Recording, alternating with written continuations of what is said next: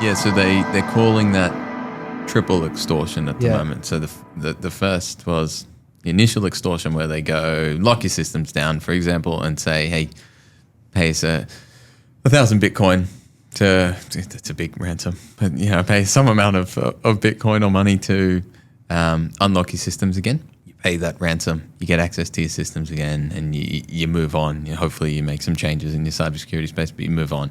Then a little while later, you get another call from the attackers and they go, hey, we said we wouldn't ransom you again and lock you out again, and we're not, but we have all your data from when we did that, and now we're going to sell it.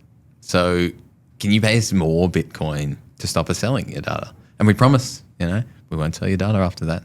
Like, if you pay us, we're businessmen. Very trustworthy. All businesswomen. Yeah.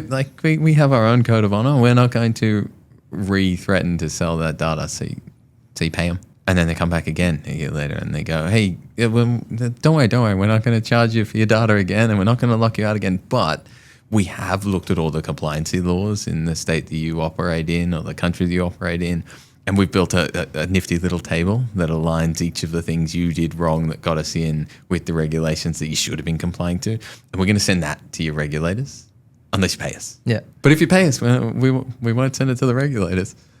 And I'm not sure what the quadruple extortion looks like, but they'll think of something.